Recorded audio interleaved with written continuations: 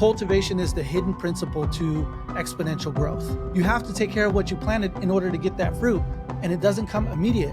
But when it does come, it comes exponential. In other words, you don't plant one tree, get one fruit. You plant one tree and get multiple fruit that you can then plant multiple trees that have the lowest expectations of quality. And really, they were the easiest to work with. And the way that they think is they think in longer terms. They think in years. Whereas most small businesses think in like months, you know what I mean? Weeks, quarters. And honestly, it's something that I feel like is a secret niche that a lot of video production companies or agencies should really start paying more attention to. And there's not a lot of people that actually teach it. What is your path for growth? Today, I get to sit down on my first ever virtual podcast with Jesse Delgado, the CEO of Storyline Media. His business is based off of government contracts and working in the government of the state of California. He is a man focused on growth, and he's just an overall amazing human being. I know I say that about every single person that's on this podcast, but I only bring the best of the people that I know. Dive deep into this conversation with me and Jesse. This is The Inward Mind.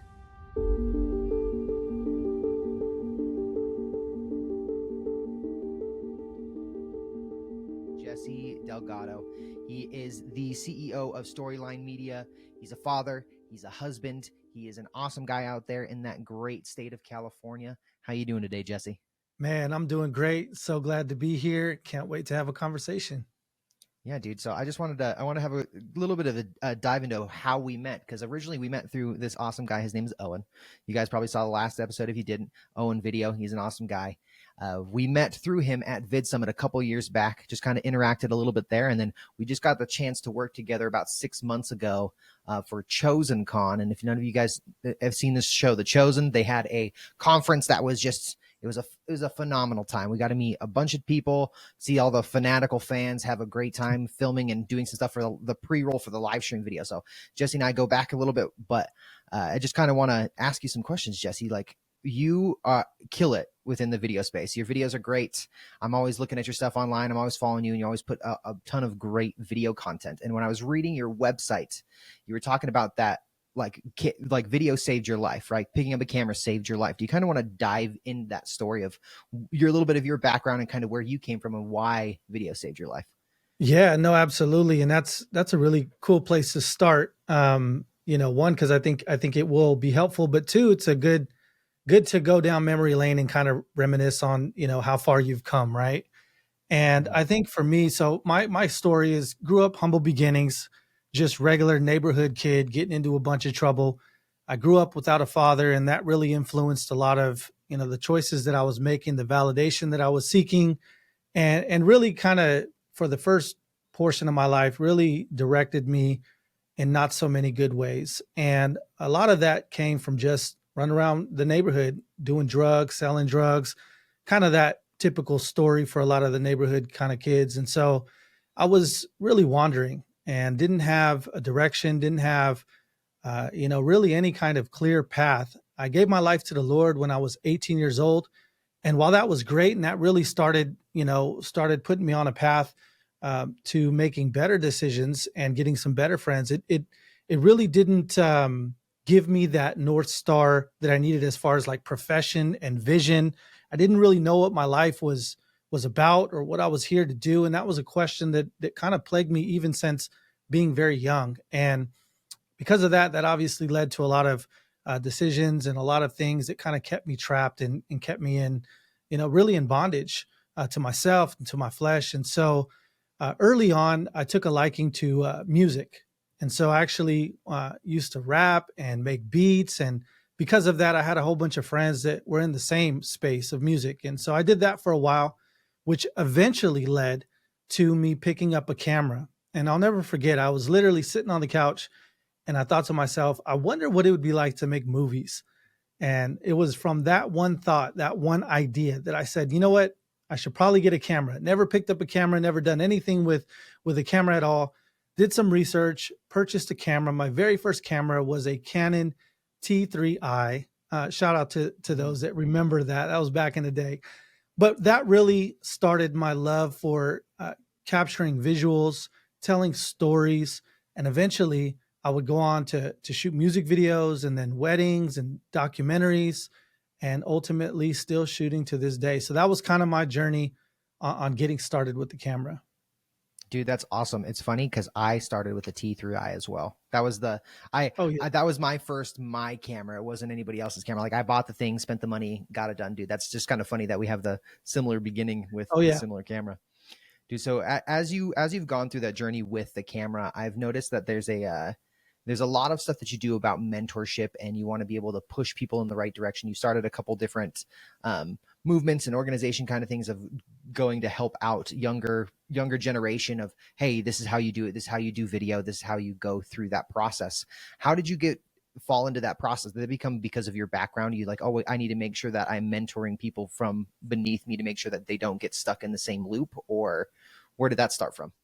Yeah, absolutely. And it really did come from kind of the second part to that story is, from finding the camera, finding that passion, it really was became a mission for me. And I really felt like this was a God-given talent that he was developing in me. And it was something that not only was I going to do, but I was going to do a lot of great things with. And because of that, the Bible says that where there is no vision, the people perish. And another translation is actually pretty cool. It says, where there is no vision, people cast off restraint. And I like that one because that's what I was living, the life of just casting off restraint, doing a lot of the stuff, even after, giving my life to God, still struggling with a lot of things that I didn't have restraint in. And so I just found that vision, that mission that I got from, digital storytelling, media, film was something that was not only powerful in my life, but something that I could impart to others. And so that's really where that came from is like, I'm a teacher by nature. I just love to teach. I get a lot of fulfillment out of helping other people in wherever they're at in life. And so it was kind of a natural thing where I seen how God was working, not just in developing and giving me a vision, but also helping me develop that in other people. And so that's kind of where, it came from is just like, what, I need to teach other people. I need to help other people learn this craft, grow their business, develop spiritually, professionally, personally, so that they can live the life that God has created them to live. Dude, absolutely. That's such a cool thing, and I love that you're doing that for people and just taking that step and showing them. How many people have you helped so far? Or do you still have a bunch that you're still currently working with, or Yeah.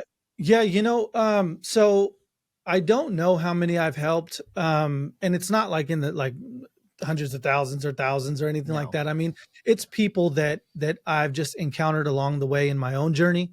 I do aspire to kind of distill it down into more online, global reach type of stuff. And I'm doing that slowly, but I mean, it's been, maybe a couple of handfuls of people that I've been able to really help one on one personally. And then probably maybe, maybe even in the hundreds as far as just being able to impact with messages and, sermons. I've also been very involved in the church for a number of years. And so that obviously helped me to get around more people and help them as well. And so, yeah, not too sure, but man, definitely nowhere near the amount of people that my heart wants me to help.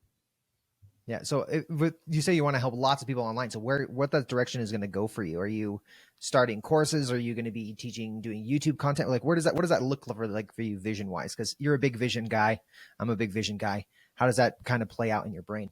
Yeah, so I'm right now developing a brand, and I've been honestly developing this brand for 8 years. I almost it's almost a little shameful to say that because it's like, man, you've been working on something that long, but at the end of the day, I also realize that it's a process that God is developing in me as well. One of the things that I never wanted to do was be a teacher that teaches on something that I didn't have experience in. Mm. My integrity won't allow me to try to present myself as something or someone I'm not. I really just want to help people, and along the way I've been growing in experience and relationships and knowledge of different things. And so really what that's kind of culminating into is this brand called Kingdom Creative, and it's really helping Christian minded, kingdom minded believers, helping them grow a business, helping them grow not just in business but in life as well, grow spiritually, and helping them, what I would call prosper with purpose. and that is, doing the thing that we feel like we've been called and created to do, and using that in a model that helps us to grow our life and our business. And so what that looks like basically is going to be online, free education. I think that that's just the way it starts, is just serving people, just giving free information on YouTube. And then also to, providing events, doing events locally, doing events in different areas. And then of course, all the educational type stuff, products and all of that, courses, all of that stuff to follow. So that's kind of my big vision for it as it stands right now. Dude, I love it. I've been looking at some of your Kingdom creative stuff over the last couple of days, and I like where you're starting. I like where it's going, and I'm excited for to see you launch it even further. Thank Kind you. of pivot a little bit further, but you are in a very unique form of video. We've had a conversation about it when we were at Chosen Con, and you Mhm. do a lot of work within the government sector, and I've been a ton of video people for a long time now, and not very many people do very like anything within the government video. Do you kind of want to explain that and how that process differs from a typical, like, I just go and film the video and go through that? Like, what's the process to get some of these government video jobs? Yeah, this is a good one, and this is one that uh, I plan on making a lot of content around, because it's such a. Mm-hmm. You're right; it's very rare. It's also too a little. There's some roadblocks to getting involved with it, and so I realize why some people don't want to get involved with it, because it could be a little intimidating. But my journey with this really started during COVID, during all of that, when all of the business was just going away. And for, like a lot of us, I made a lot of my money through events, through social media type stuff. And people just, it was a state of panic. People weren't spending money on that kind of stuff. And so I lost a lot of clients. And, really it was one of those pivotal positions where I had kind of just, a God moment where he was like, look at where I placed you in. And so for those that don't know, I'm in Sacramento, California, which is the capital of California, a government city. Any capital is going to be largely focused on government.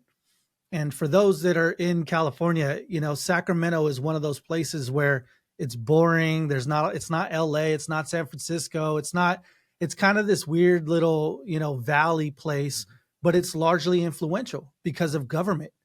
And so, for a long time, I'm trying to do stuff like they do down in LA, make films and do stuff. I'm trying to do stuff like they do in the Bay Area. And it just wasn't really working well here until COVID. And that really just opened up, like, look at where you are. And so some of my clients had already been some government clients, which I started evaluating the type of client that they were, which is extremely important in your business and in your marketing, right? They always say, like, who's your target audience? Who's your customer avatar? And really, when I looked at it, the government clients were the ones that were paying the most, that had the lowest expectations of quality, and really they were the easiest to work with. And I thought, you know what? Yeah, I want to get more of those. These people have the money to spend. In most cases, they're spending money that's not theirs. You know what I mean? So it's Mm-hmm. that makes a good that's a good makeup right there. And so it just met all the criteria of a good customer. And in addition to that, it was something that they were trying to solve problems that I was extremely passionate about. So they were trying to reach communities. They were trying to market to, minority populations and things like that. People that came from places like I came from. And so it really was just like, man, this is perfect. I love what they're doing. They need a lot of help. And also too, this is something that I feel like I can grow a sustainable business on. And I've been doing that. And honestly, it's something that I feel like is a secret niche that a lot of video, production companies or agencies should really start paying more attention to. And there's not a lot of people that actually teach it. So I feel like, once again, that's a great place to start and to reach people and to educate, other creators in this space. So that's what I'm doing now. Yeah, and when we had that conversation after in Dallas at Chosen Con, like it blew my mind. You're talking about some of the clients that you have received and the bids that you've won, and I was like, wait a second, how much money for this much work, and you're going to consistently work with them for the next couple of years? Like, that's enough contract. Like, thinking about some of the numbers you were talking about with me, is like most video people have and had one of these contracts that could cover all of what they do, and then they can go do whatever else they want with their business. So what does the process look like for getting government? I know that a lot of it starts with like a bid and going through that process. Can you want to explain that process a little bit? Yeah, and this is that's such a great question, and I love talking about this. I really do. Not a lot of people are interested, oddly enough, but I get it. It's government, right? I'm all in. The I'm way that all I would in. break, yeah. So the way that I would break it down, and the first way you got to understand government is that there's three different marketplaces. There's local government, there's state government, and then there's federal government. And each of those marketplaces operate differently. So you might be looking at this like, okay, I want to get involved in government. One of the easiest and low hanging fruit is going to be local government. And that's because that's local to you. They're easier to reach, they're easier to get in contact with, and they're easier to network because chances are you probably know someone who knows someone that could, chamber of commerce, all that kind of stuff is all local, dealing with local government. And so that's local. Then there's state. And if you're anywhere near the state capital, like I am, I'm in the state capital, Mhm. then that's another great place to start too, because every person, from a local government, state government sector, every person who's anybody is going to be trying to get legislation. They're trying to get laws passed. They're trying to do something on a government level. So they're going to be in your city if you're in a capital city at some point or another. There's people that are from LA, from San Francisco, and they have to be in Sacramento. Why? Because Sacramento is where government is, where laws are passed, is a place of influence. And so if you're near or around a state capital, then you're going to have additional access to state government. Now, even if you're not, there's basically procurement standards that each state has, and procurement basically is the acquisition of buying products and services from the public marketplace. And so those procurement standards that each state has basically say that a portion of their budget needs to go to small businesses, and in some cases diverse businesses as well, women-owned businesses, minority-owned, things like that. And so that's another way to kind of get in there. And usually they have their own portals that you can register to get information on when their bids are coming out, and so forth and so on. And then the last one is federal, and this is where you're just going through. In some cases, you could actually go all around the world. So if you like to travel, there's federal agencies in Australia, in New Zealand, in Switzerland, like literally all over the world, and they need your services. Now, for me, I'm not trying to do all of that. That's a little too much. I got a family. I'm trying to stay here local to the States. But if that was your thing, just know that those are bids that are taking place overseas. You can travel, you can do stuff for the Department of Defense, you can do stuff for the Treasury, you can all kind of stuff. They need content. So that's the federal. That's kind of the three marketplaces that you want to look at. Yeah, dude, that's crazy to even think about. Like, I wish I would have known this when I first started doing video, because then I'm like, oh yeah, I'd be traveling all over the world doing these contracts and going to do all that stuff. But yeah, dude, Oh that's yeah. I never thought that video. And you always hear the wedding videos and the documentaries and the making films and all that stuff, but government video is not anything that I ever thought of. And the fact that you introduced that to me, I've been looking into it, and we'll have to have more conversations offline about how Mhm. how to get that process further forward, and if I can assist you in any of your content creation and helping Oh with yeah. that stuff. But Let me give you one other tip too. This is a hack. This is a super hack that I've never heard anybody else teach. Once again, there's not a lot of people teaching it, so that there's that. But yeah. this is a super hack and something that I'm looking more and more into doing for myself. And that is this. Sometimes when dealing with government, there's a lot of administrative stuff that comes along with it, which could be discouraging, right? You're like, you got to have business entities set up in certain ways. In some cases, you have to have all this paperwork. Some of these bid proposals are 40, 50 pages long, and you have to review them with a fine tooth comb. And it could be daunting, right? So maybe you're just like, look, man, I'm just a solopreneur.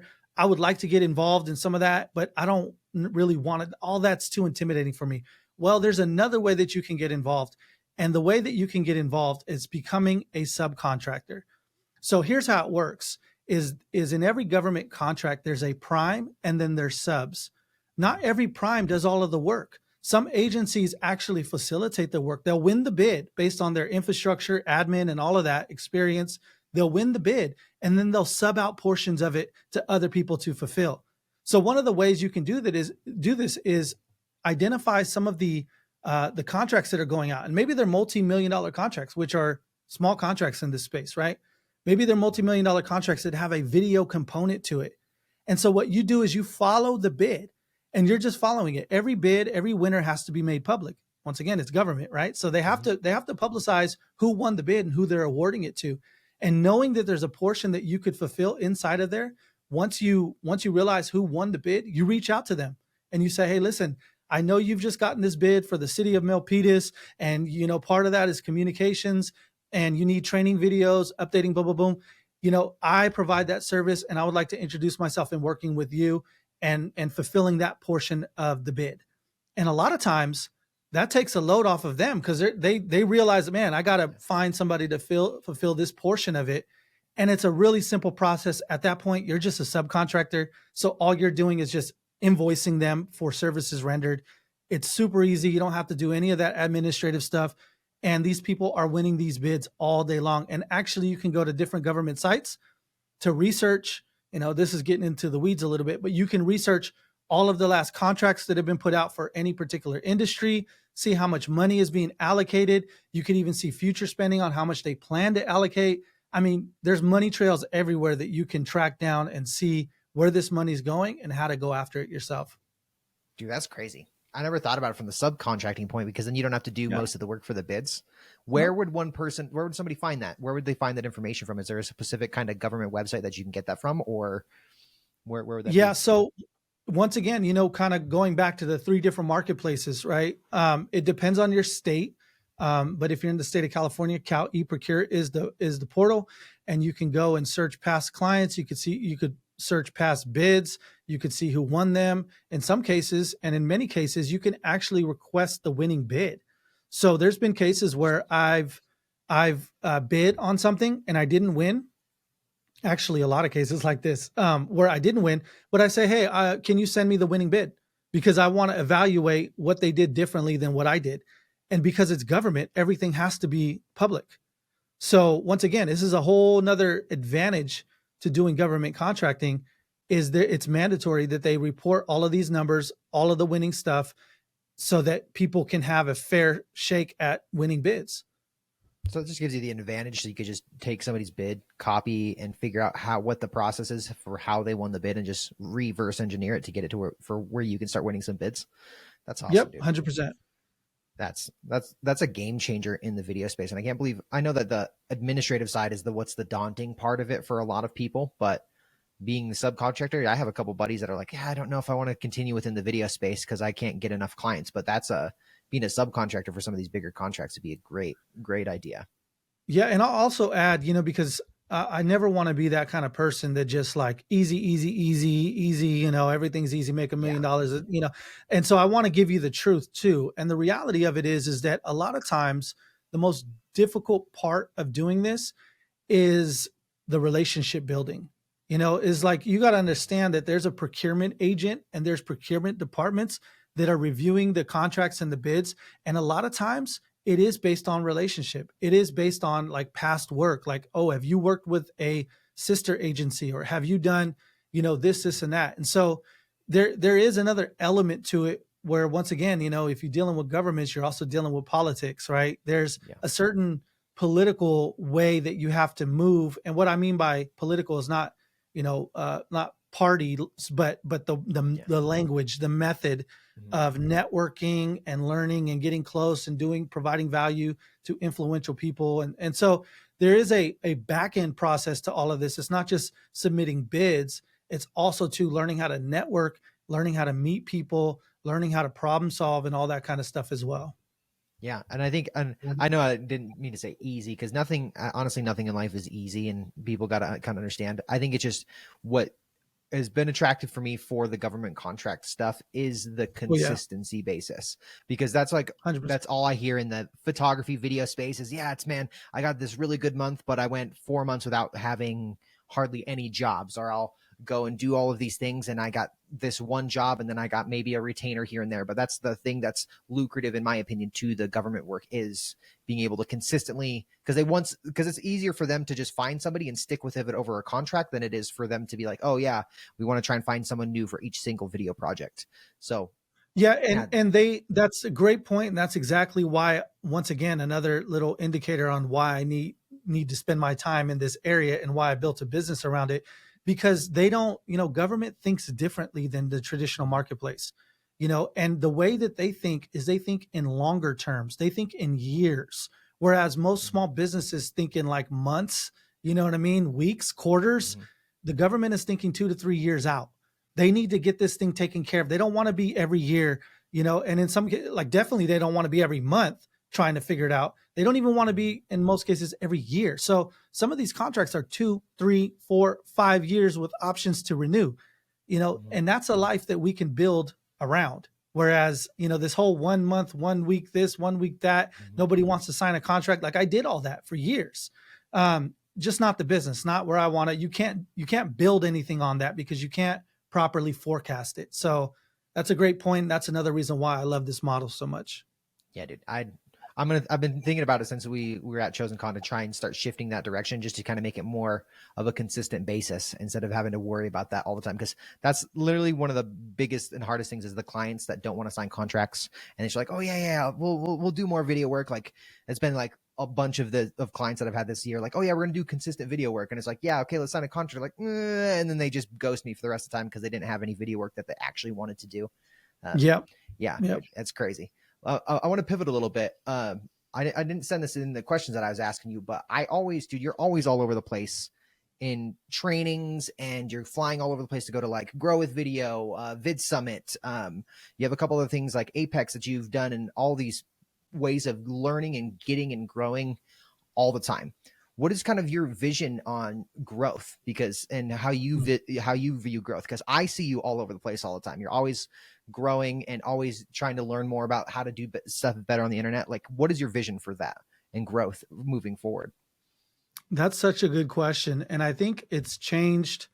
It definitely has changed over the years. And I think that when you're first starting out, you're just trying to learn everything. You know what I mean? And especially if it's something that you really are, you're coming at it from like a really passion perspective.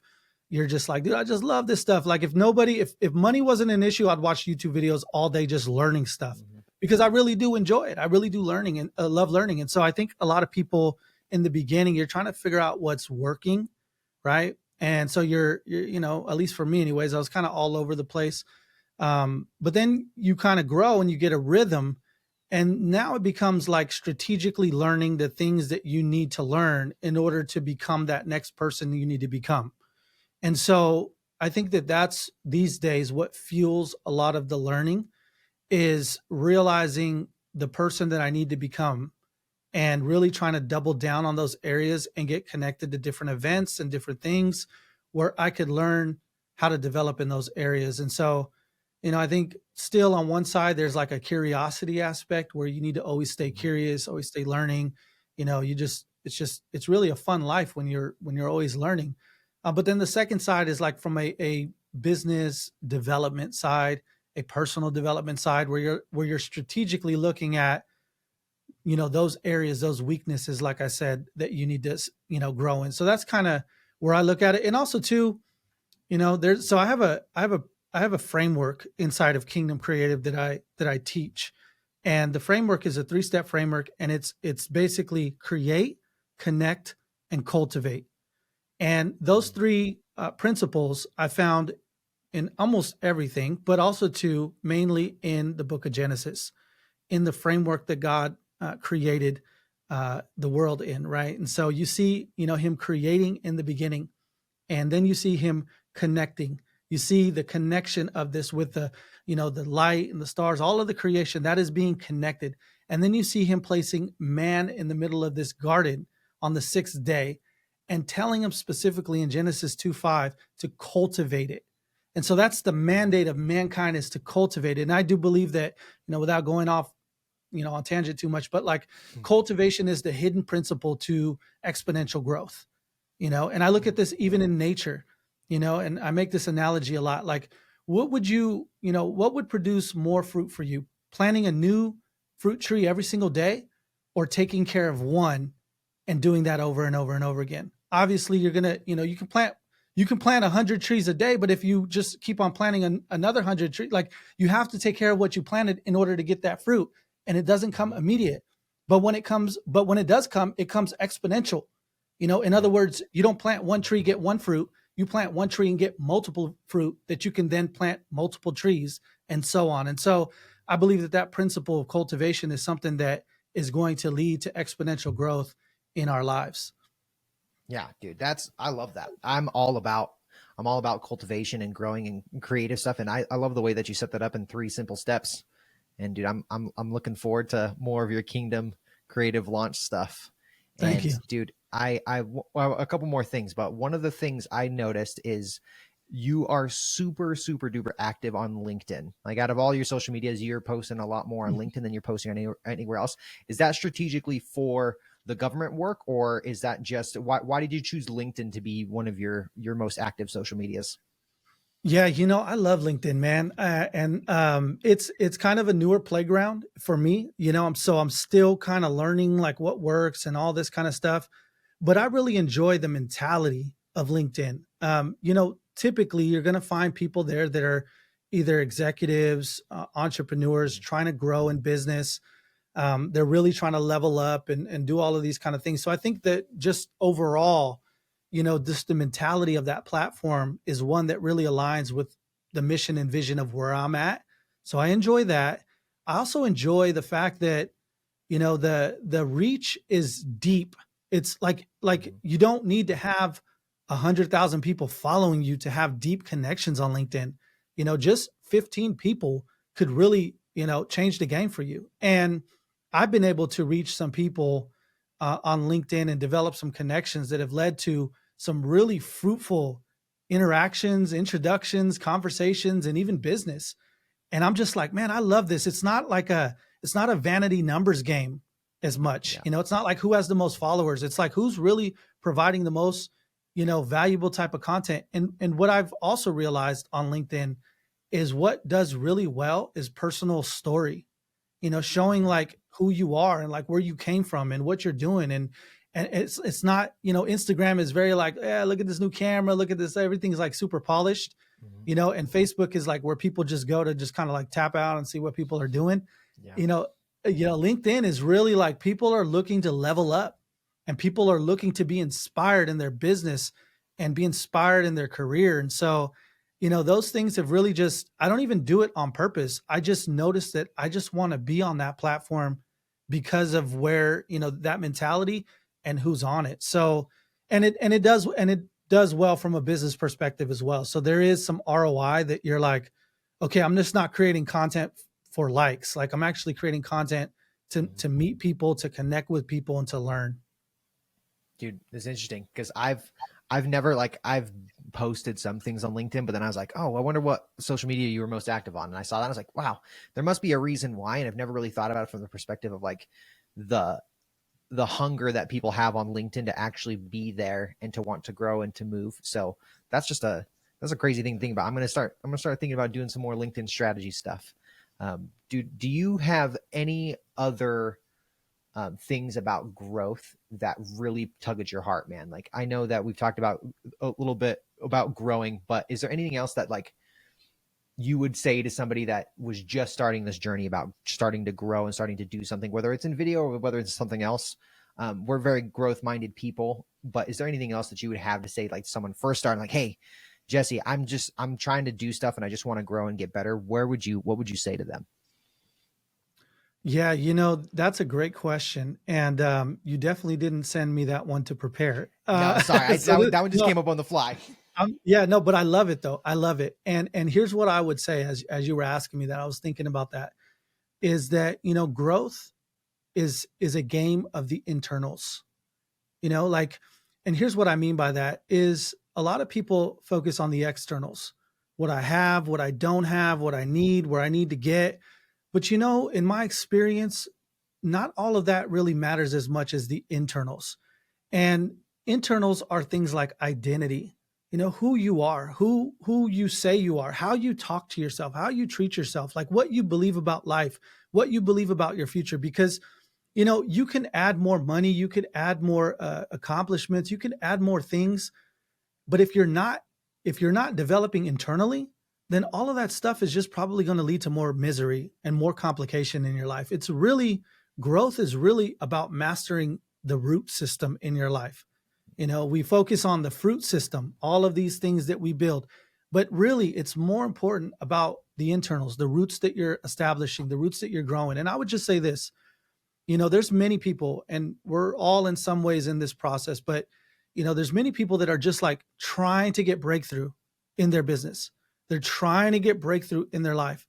And it could be so discouraging because it could feel like nothing is growing. And man, I have been in this situation time and time again. And it's the most discouraging. Like, am I even doing what matters? Like, am I doing what works? Like, nothing's working. I'm trying so hard. I'm working 16-hour days. Like, I'm not seeing nothing break through. And once again, that could be the most discouraging place to be. But let me just tell you this. It is working. It's just working on the root system.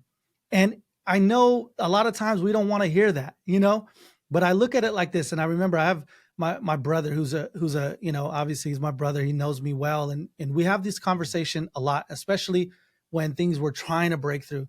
And he would tell me like this, because he's a big MMA fan. He would tell me like this. He'd be like, bro, you're just in like the back alley fights right now. You're having the fights, like you're on your way to the main event. You're on your way to the UFC event.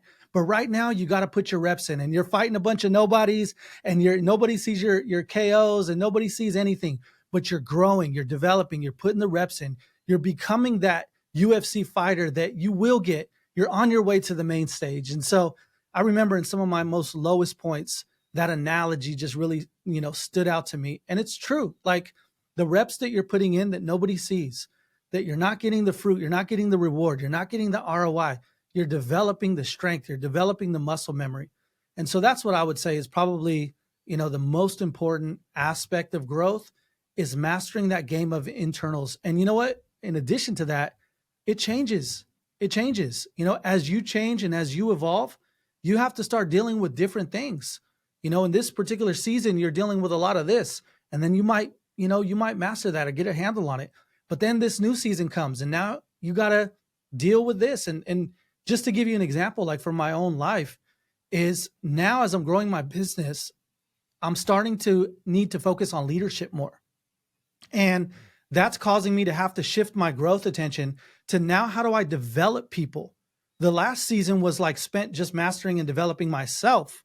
But when you grow, now it shifts. And now there's a different game of internals that is kind of taking place. And now I'm starting to realize, okay, how do I focus and fix my mind on making sure that I'm incentivizing myself and my efforts on someone else's production and growth? Like, that needs to excite me more than my own. And in the last season, it was just all my own. And so that raises other problems and other concerns. And so it always changes. It's never going to just go away. But I think that if you could become a student and really press in to developing yourself internally, that no matter where you go, you're always going to be on the right path. Dude, awesome. I love it. I love it, man. Thank you so much for coming on. Where can people find you at? Where do you want people to go look for you? I know LinkedIn. LinkedIn's good, but what are all your links to things where you want people to see you? Yeah. So on Instagram, I am Jesse Delgado. I am Jesse Delgado is my LinkedIn and all that stuff. You can check out kingdomcreative.com. It's super rough right now, still developing it. You could tap in there. There's all the links. You could also connect with me on Facebook as well. That's probably where I'm least active, but all of those things, Kingdom Creative, I am Jesse Delgado, and my media company is storylinemediagroup.com. Yeah, and you check out some of his content. If you guys love videos, his stuff is great. I was binging some of it the last few days, and I love watching all the stuff that you developed, especially the stuff from the prison from about 6 months ago. That stuff was pretty awesome to dive deep into and watch. But dude, I want to thank you so much again for coming on, and we will see you next time. Peace.